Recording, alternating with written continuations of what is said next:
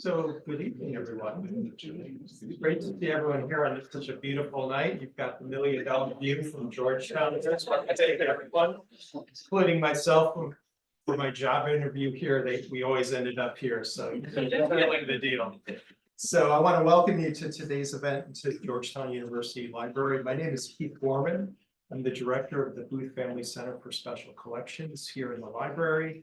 We're sort of a library within a library. So my department collects rare books, personal papers, university archives, and also art. And I just want to thank you for joining us in the celebration of Joe Hassett's collection of Paul Muldoon's published works.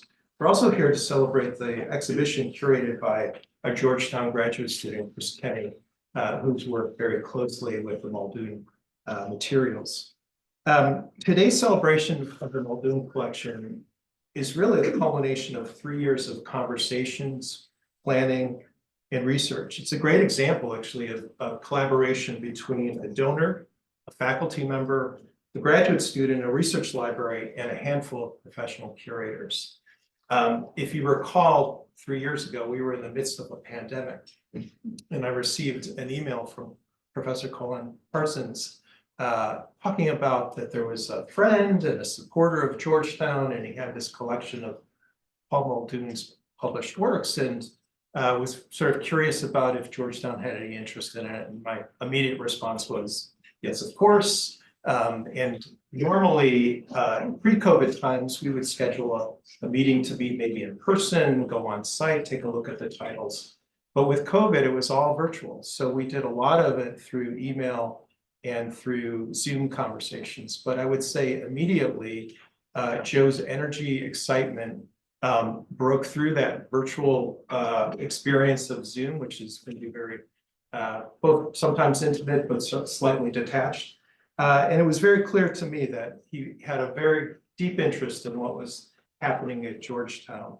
So excited about this, but the backstory really was the conversation started in 2021. And then early on, Joe wanted to make it clear to us. We always ask, what's your vision? How do you want the collections to be used? And he talked a lot about how the titles might be used in instruction or research and student learning. And that conversation, I'd say, quickly revolved around the idea of using the collection for student research and for a physical and digital exhibition. And I would say Colin really kind of drove that conversation. I don't know if you remember this or not. It's all very vague in my mind because of COVID. But Professor Parsons recruited Chris Kenny, which is right here, as a graduate student who was not necessarily, and Chris can talk about it a little more, wasn't that knowledgeable about Muldoon at the time, but became a quick convert. And the experience, I think, was quite unique because Chris was asked to come in and examine each of the published works and physically handle them and then describe them. And that takes a lot of patience and time. But normally when you're doing research, you don't necessarily all see all the works together. But to see them as a body of work and then to kind of pick and grab and look at it is really a powerful thing. And I would say for Chris, it was really an interesting thing to put kind of the arc of Muldoon's creative work, his influences and collaborations, all in this sort of general discussion narrative of what was going on.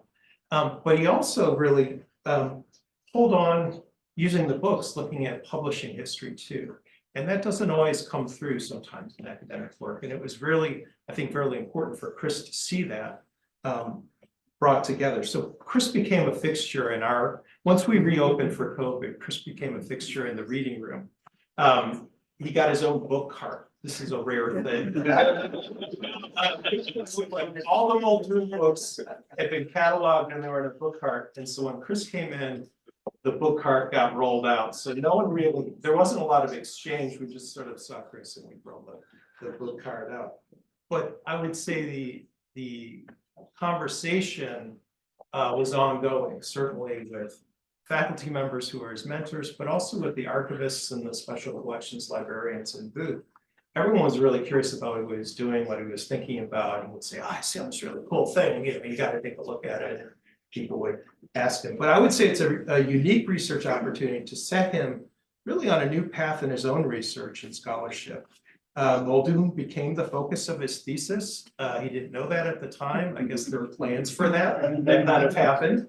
And in speaking to him, he talks about how his research of the individual titles and the designing of the exhibition actually influenced how he shaped his own thesis, and sort of vice versa. When he was writing his thesis, it started to help shape his own the idea of the exhibition.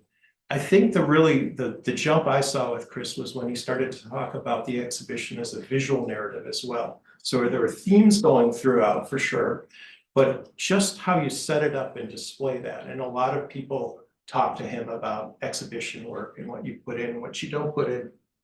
But it's all Chris's work. And frankly, it's the curator's vision really came through at the end. So I'm very pleased about that. But my special thanks go to Joe Hassett, whose generosity and vision shaped the focus of the project.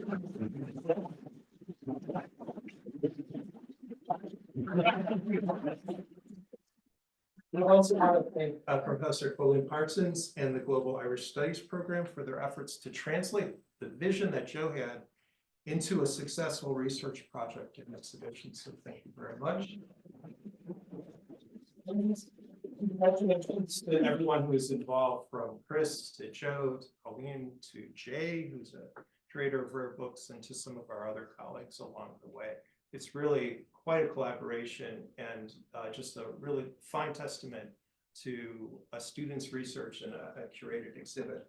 So I'm delighted and honored to introduce our next speaker, who's Ireland's ambassador to the United States. The ambassador has served in DC since August of 2022. It's a career civil servant. She joined the Department of Foreign Affairs. This is Wikipedia telling me this. In 1981. But I'm very curious actually to know that you've held numerous positions in Ireland's diplomatic corps and at the United Nations. And before her current post in DC, the ambassador led Ireland's successful campaign for a seat on the United Nations Security Council. She has a bachelor's and master's degree, I did do my research, in literature from St. Patrick's College. She's been elected to the Royal Irish Academy, and please welcome the ambassador.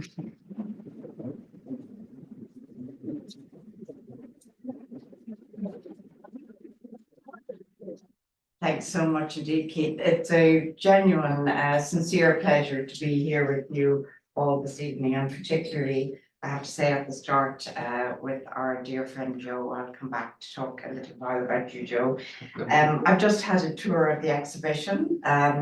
Chris, you've done something really remarkable, and I'm really thrilled also to have your mom and dad and your uncle here with us this evening. You should be very proud of this excellent young man, and now I would regard a curator of something really exceptional for us, the great Paul Muldoon's work. I was going to say the curator had taken great skill and care, but it's the passion and your actual personal engagement with the material that really struck me as we go around. So a sincere thank you on all our behalf. It's really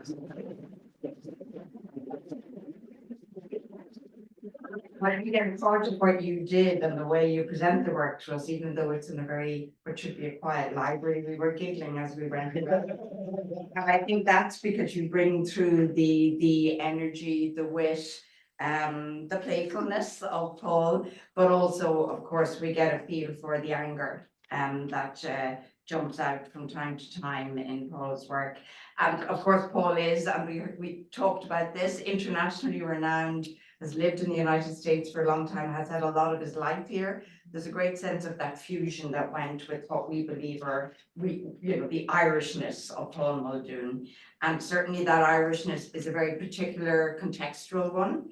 Born in Northern Ireland, in Armagh, on the border of Armagh and Tyrone, on a farm, a Roman Catholic, coming of age at a really challenging time politically in Northern Ireland, I was going to say, but actually the political and social context of Ireland as a whole, as a backdrop to everything that Paul has done, informs what we saw in his work. But that's also, not just static, because Paul is one of the things that really attracts me to Paul's work is that he has clearly evolved exceptionally over time. And, you know, he came of age in that time of trouble, as we like to call it in Northern Ireland.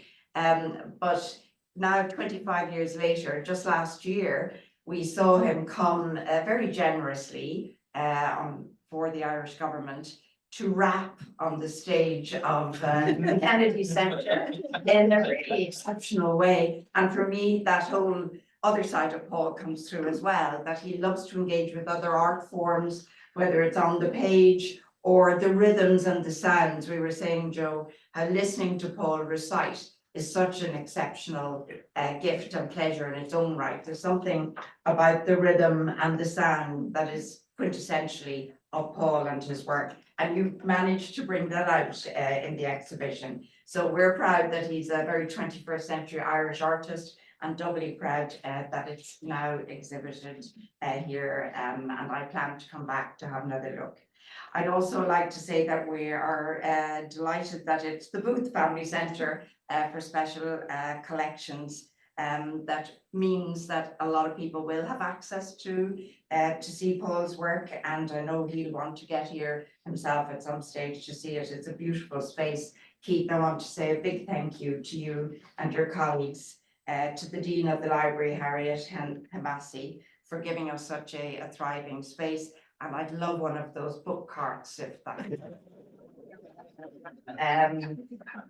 Really, as with all things here in Georgetown, as I look at this beautiful space behind and the view in front, when I think of Georgetown, I'll admit I think of Colleen, that there's Colleen Parsons, who played a key role in making this happen. I know it's a joint operation between the Booth Centre and the Global Irish Studies Programme. And I'm speaking on behalf of the embassy, but certainly on behalf of many members of the Irish community I see with us this evening, Colleen, when I say that we are so deeply lucky to have you here in Georgetown. Yes, I believe that is very good.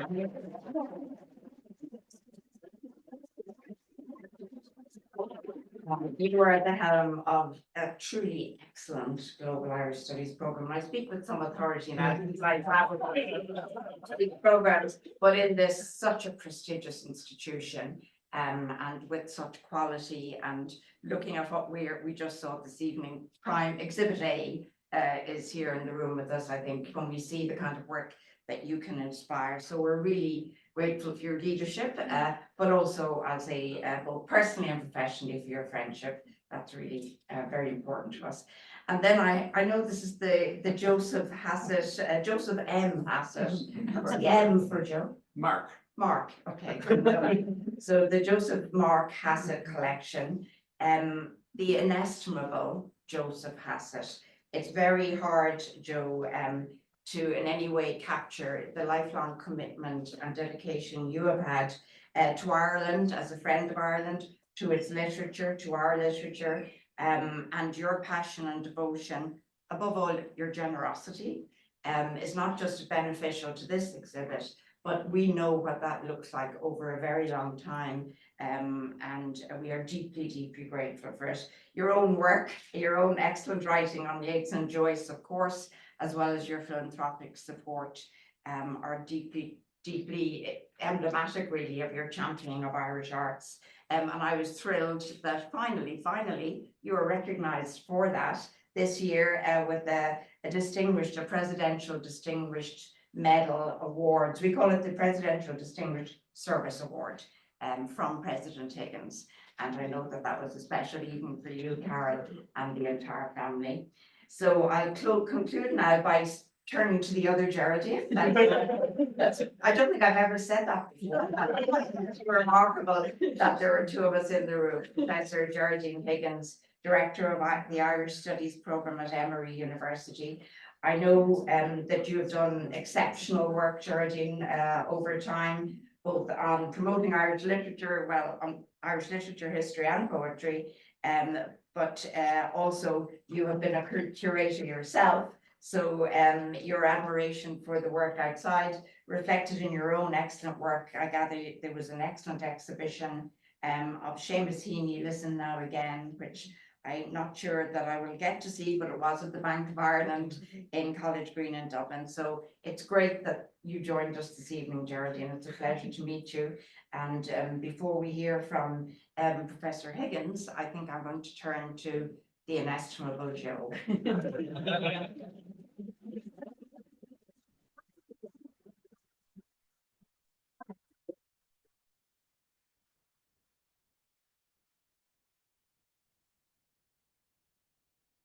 Well, Geraldine, thank you so much for your technically generous remarks. I might add one thing I don't know that's in Wikipedia is that the tremendous esteem and affection, which is a combination that doesn't always manifest itself in a conjunction. The esteem and affection that Geraldine has held throughout the world, and certainly throughout the UN Security Council where she served. Her work there, particularly for small nations and for women, has made a deep impression and so many people throughout the world. And her work there and her work here has made everybody in the Irish community in the United States hold our heads a little higher. And we feel that same esteem and affection for Geraldine, and thrilled that she's here with us today. I think that you don't really need to hear any more background. I think a lot of it's been covered, but certainly the one thought I have in mind is a great comment by Seamus Heaney at Reston that consciousness, he said, needs the coordinates, and we need to be able to situate ourselves in cultural space as well as in geographic space, and libraries are the sine qua non of the kind of coordinate we need to keep our consciousness aware of where we are in cultural space. And so when I had the opportunity to join this joint effort with the Georgetown Special Collections, I was thrilled to be able to do it because of my deep belief in the importance of libraries and situating us in the cultural space. And it's been great working with Keith and with Jay and Luann Walker, who's the art curator at Special Collections, who really all work together with, I don't know if we can praise Chris any more than he's already.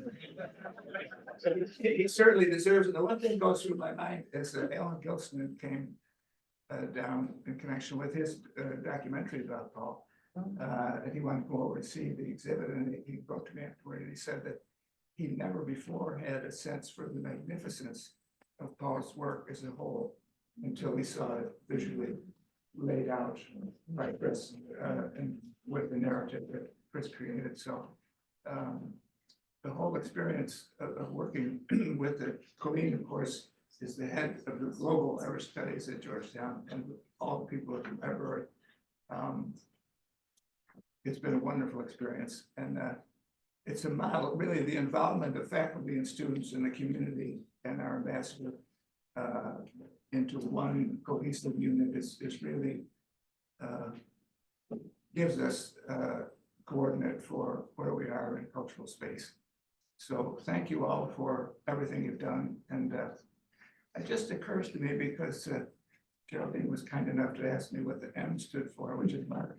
And a nice security guard here one night, looking at my ID, said, reference to Joseph Mark Lounger, the valiant young man after whom this library is named. He said, oh, you have the same two first names as Lieutenant Lounger there. So it's kind of, there is a kind of a magic in life. And I'll leave it at that. Thank you all.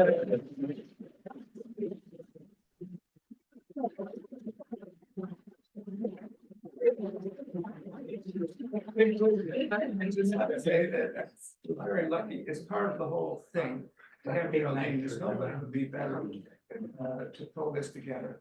For one, Geraldine born in the north of Ireland, the same as Paul. She gave me a wonderful tour of the Seamus Heaney country where she was really born at the time of the opening of the Seamus Heaney home place. And as mentioned, her exhibit, Listen Now Again, of the Seamus Heaney work in Dublin is really the gold standard. We're all aspiring. And it's been a great pleasure for me to have Geraldine come. She's been a great friend over many years, and what she does in addition to her scholarship, which is all listed on the website, she has a way of bringing these important humanistic values into public life and public discussion. I was talking to Jim Flannery this morning. Long time, has Irish studies at Emory, and he said that Geraldine's conversation with Fitton McCool was part of the Richard Ellman series the other night. He said it's what the humanities should be all about. So that's the other Geraldine. Well, thank you.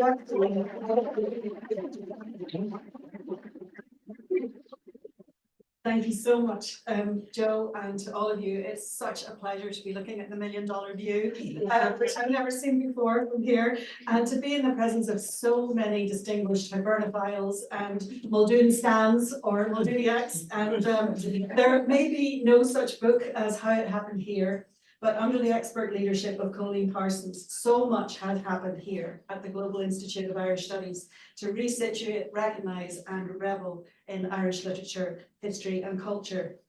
I've long been a huge admirer of his work, and I'm very grateful for the invitation to join the celebrations here this evening. So earlier today, I had the pleasure of meeting our Irish ambassador, the Honourable Geraldine Byrne-Nason, our amazing champion of Ireland as the world's smallest cultural superpower. We were given an expert tour of the exhibition that we're celebrating tonight by curator and Georgetown graduate Chris Kenny, who generously shared his thoughts and photographs of the exhibition with me on Zoom before this evening. And of course, like all of us here, I am indebted to the incomparable Joe Hassett. And indeed, despite all the evidence to the contrary, this exhibition is not about Paul Muldoon. It is about the Republic of Letters, where on feast days, the stock market closes and the only currency is generosity and friendship. It's in this republic that Joe Hassett serves as our proconsul and wise counsel, who gave, though free to refuse, not only this wonderful collection, but his own scholarship, support and solidarity to the celebration of Irish literature at home and abroad. So this afternoon, I'm not planning to lead you on a verbal tour of the exhibition because I'm leaving that to our expert, Chris Kenny, and nor will I be setting out a chronology or a potted summary of Muldoon's life and works. That's why Wikipedia was invented. Instead, inspired by the rich array of books, poems, and images out there, I'm going to indulge in some Muldoonian free association. So the last time that I heard Paul Muldoon give a talk was a couple of years ago at Listen Now Again, the Seamus Heaney exhibition that I curated for the National Library of Ireland in Dublin.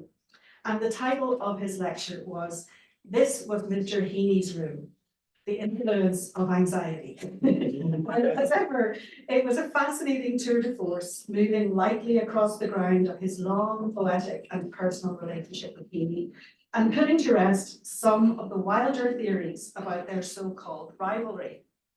I was particularly interested in the label in the title, Mr. Heaney's Room, a reference to Adams House at Harvard, the place where Heaney had stayed when he was in residence there. Recently, I've been researching and writing about literary tourism, and in particular, the urge to visit the birthplaces and houses of the writers we admire. I enjoy making pilgrimages to these places to view the relics, as we did with Joe at the Heaney Home Place, and to imagine that I'm closer by osmosis to the writers who once lived or wrote there. But I also have some sympathy with the writer Simon Goldhill, who says, "I never used to understand why anyone wants to visit a writer's house. Aren't the books enough? What would you really learn by staring at Martin Amis's desk or Philip Roth's kitchen table?" I have written elsewhere about what I learned by exhibiting Seamus Heaney's desk, but that's another story. But what strikes me as I look at this display of Muldoon's books is the power not only of the books themselves as beautiful objects, but of the power of inscription. It reminds me that the primal scene of writing is not the desk or the chair or the study, but the living hand holding a pen to make a mark on a piece of paper. As Joe says in his wonderful essay on his journey or Imram through life with Paul, many of the books are signs of my delight on the occasions when Paul inscribed them. Quite apart from their personal resonance, there is a sense in which the inscriptions add Paul's presence to the exhibit. As poet Susan Howe suggests, there is a trace of authors in their handwriting. There's a level at which words are spirit and paper is skin. Indeed, this collection memorializes not just the sense of occasion recorded on the flyleaf, but the friendship exchanged and renewed in each inscription of Paul for Joe with love. It seems fitting then to begin with the first letter sent by Seamus Heaney to Paul Muldoon in May 1968. After attending a reading by Heaney, Muldoon sent him a selection of poems when he was just 17 years old. Heaney, however, took Muldoon's precocious talent seriously. In his reply, he wrote, "I like these poems very much, and I think you don't need anyone to tell you where you're going wrong. I think you're a poet and will go where you decide." The story goes that it was Muldoon's teacher who had brought him along to the reading and introduced him to Heaney with the words, "Rara awis," rare bird. Muldoon later said, "I don't know if I'm an odd bird, but that's for others to decide, as are most things." I was pleased to find evidence of the accuracy of that early title in his lecture that he gave in Belfast this year as the current Ireland Professor of Poetry, which was called Make Like a Bird. The description of the lecture is as follows.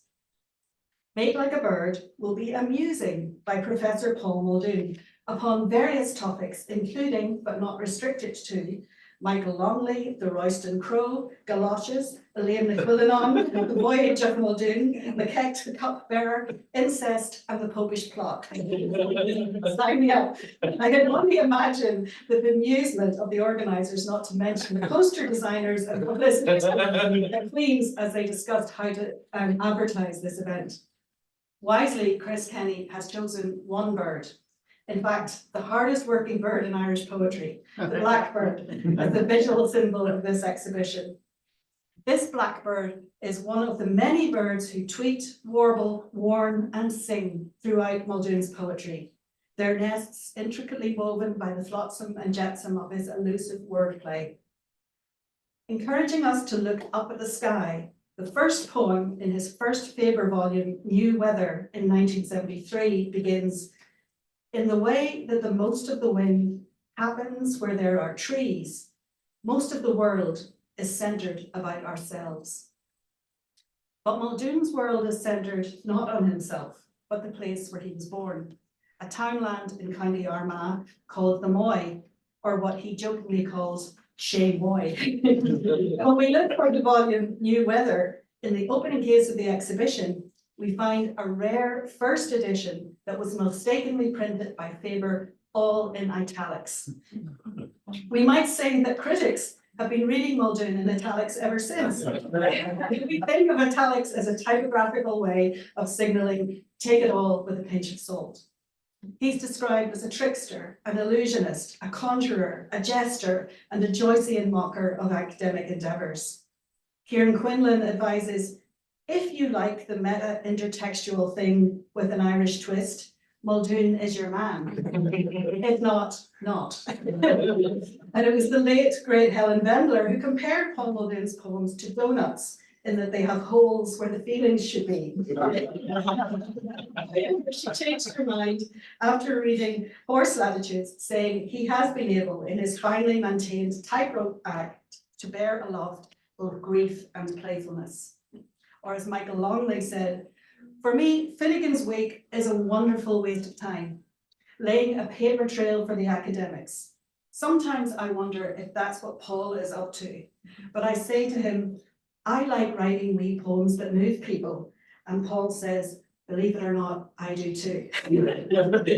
Chris Kenny has artfully arranged this remarkable collection of Muldoonalia to appeal to initiates and novices alike.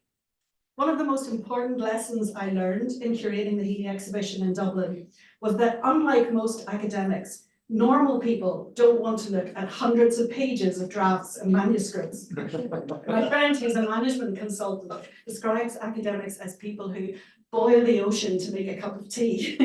And that's certainly my experience of working in archives. I would present 10 drafts of one poem to show the journey from first idea to finished piece, only to be told that there was room for one draft, plus a label of 10 words or fewer. As you can see here, accompanying these fabulous books are images that Fresh Images beget, an amazing range of artwork, work and photographs. We have Dermot Seymour's cows and Rita Duffy's watchtowers, Thomas Bewick's 1790 edition of the General History of Quadrupeds, and the extraordinary limited edition of Incantata by the artists of the Graphics Studio Dublin. These stunning visuals are in conversation with Muldoon's texts, rather than suggesting literal representations of the poems. The exception is the Bewick volume, adding much needed visual interest to the Faber and Faber typography, with the hedgehog gracing the cover of New Weather and the double image on the cover of Mules. The opening lines of Hedgehog, the snail moves like a hovercraft held up by a rubber cushion of itself, reminds me of one of my favorite stories about Muldoon.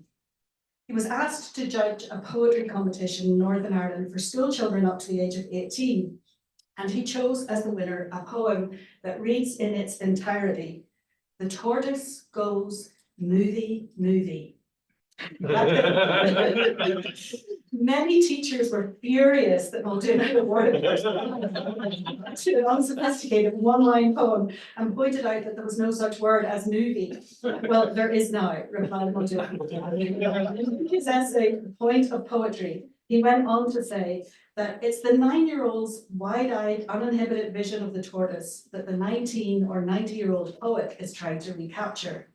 For at its best, the point of poetry is to be acutely discomforting, to prod and provoke, to poke us in the eye, to punch us in the nose, to knock us off our feet, to take our breath away.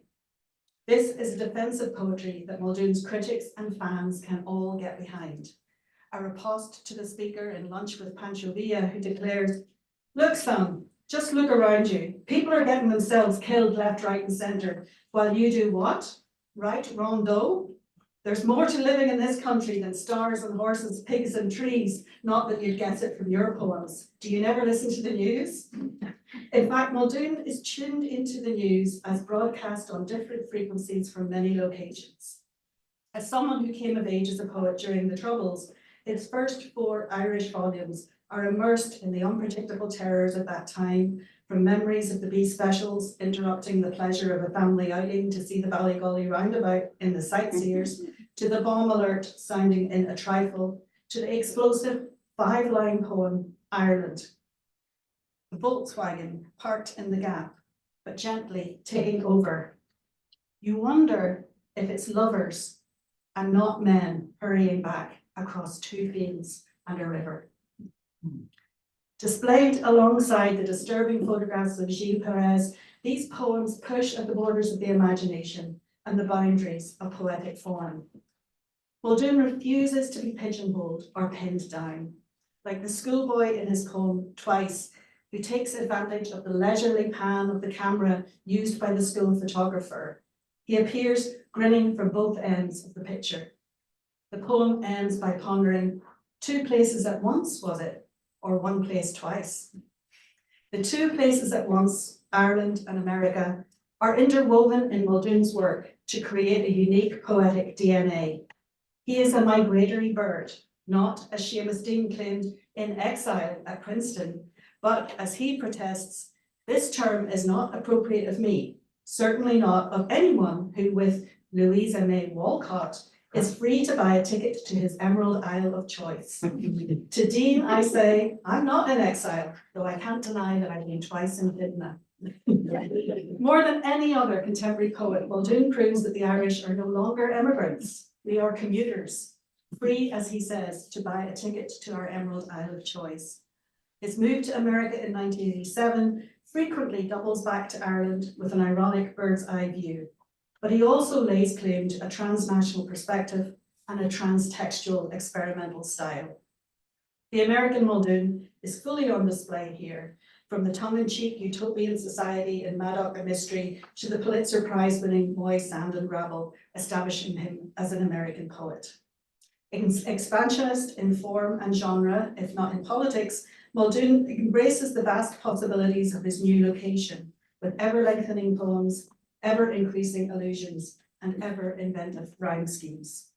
Don't miss the wonderful 1970 letter printed on protest poster from Healy in praise of Muldoon's early poem, The Indians on Alcatraz, marking the beginning of his career-long engagement in American Indian history and politics. Marvel also at the opera librettos and the song lyrics composed for his rock bands, Racket, Rogue Oliphant, and Wayside Shrines, not to mention the collaborative book and podcast with Paul McCartney, The Lyrics, 1956 to the present. This is a poet who is always creative, always professing, and always managing the trick of appearing in two places at once. I'd like to give the last word to Paul himself with a poem that appeared last year in the TLS. By the time you read this, I'll be gone. A poem that Chris Kenny rightly identifies as an American version of the earlier Why Brownlee Left. It's written in a very particular form, a verse form known as the quatern, which was new to me, I must say, which is the first line in the first stanza, it becomes the second in the second stanza, and the third in the third stanza, and you get the idea. But before that, I'd like to once again thank Joe Hassett for proving, with apologies to Muldoon, that the more a man has, the more he wants to give away. By the time you read this, I'll be gone. For a newspaper and a quart of milk, never to return. A half-mowed lawn, leading to me as a scroll of silk once led to the mulberry silkworm. By the time you read this, I'll be gone. AWOL. In spite of the fact, in terms of domesticity, I've outshone even the heedful trumpeter swan that spends 5 weeks constructing a nest. But by the time you read this, I'll be gone. Less because of some profound unrest than my fascination with the Cree and the sandhills of Saskatchewan, into which windswept immensity, by the time you read this, I'll be gone.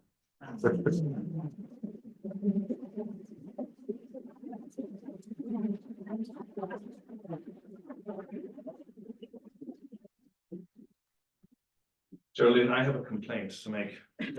My class on Irish literature this semester was very full, and one of my students said that the reason she signed up was that she went to an exhibition in the Bank of Ireland in Dublin. Oh, listen now again, she was so inspired by it. She signed up for my, so I have a lot of grading to do. Thank you very much. Give her an A. All of the children are above average. There is not another speech. You'll be glad to know. There is a gift for some people who helped us out today. Geraldine.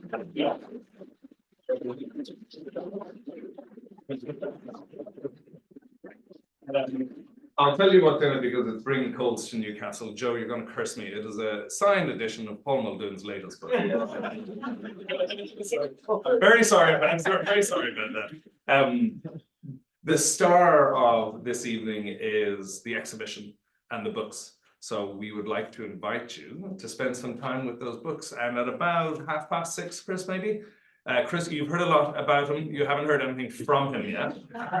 Chris will lead a tour of the exhibition about 6:30. But in the meantime, please, and in that little room, so you'll have to like form a file, but there is food in the back there in that little room. There's more drinks. I just want to say, very quickly, another round of thanks, and that is particularly to my colleagues, to Keith, where's Keith?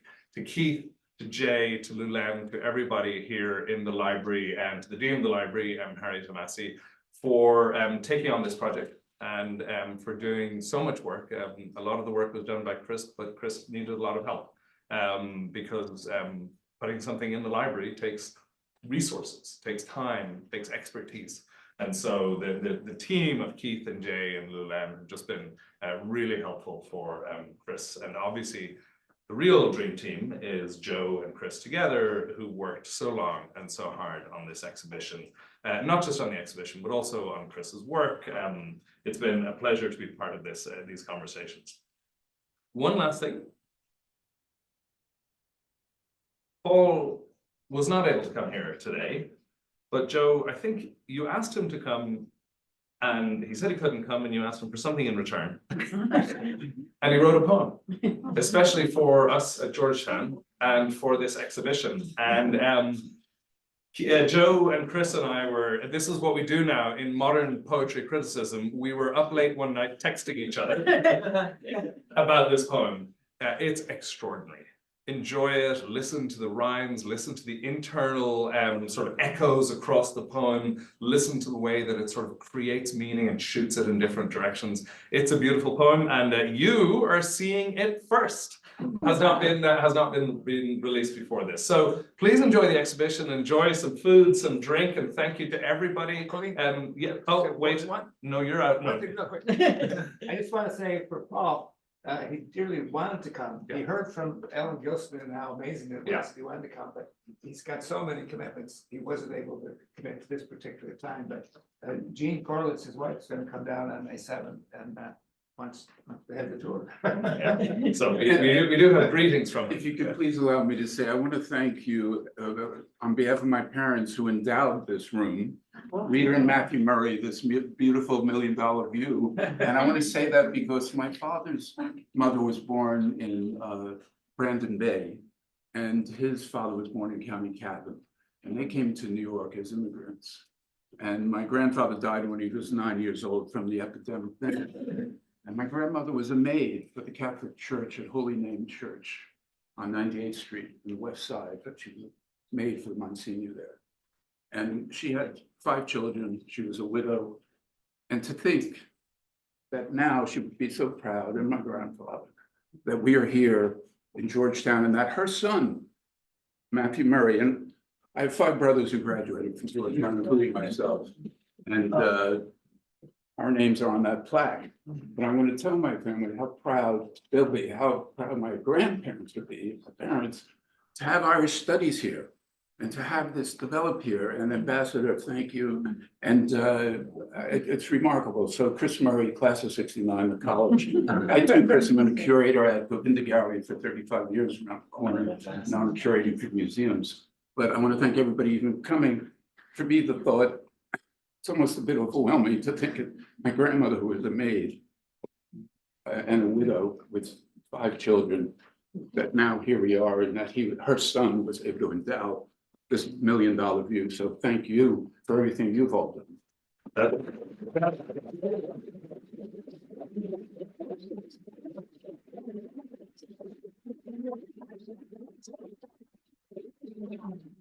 Well, shall we raise a glass when we have a glass? To the Murray family and to the Murray room, and it's lovely to see it packed to the gills on a Friday evening.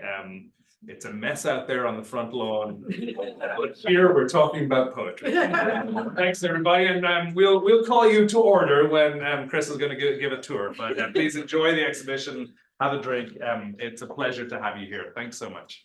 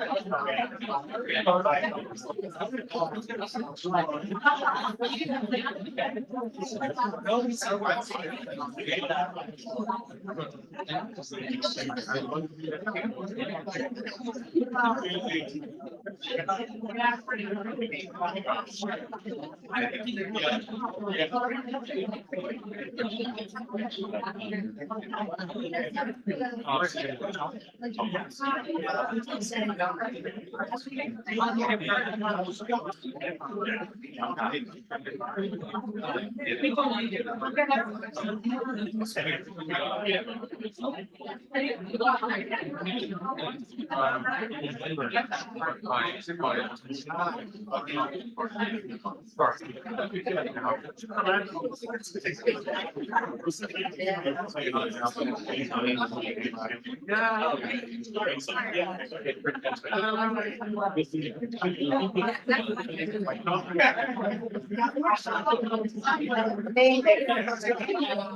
think you guys. They're lovely.